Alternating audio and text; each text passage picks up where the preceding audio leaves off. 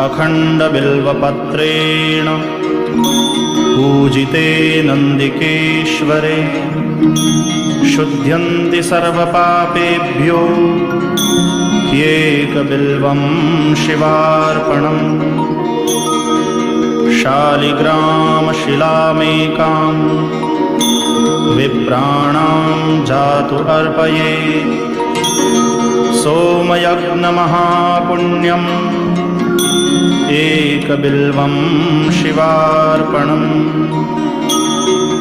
दन्तिकोटिसहस्राणि वाजपेयशतानि च कोटिकन्यामहादानम् एकबिल्वं शिवार्पणम्। लक्ष्म्याः स्तनत उत्पन्नं महादेवस्य च प्रियम्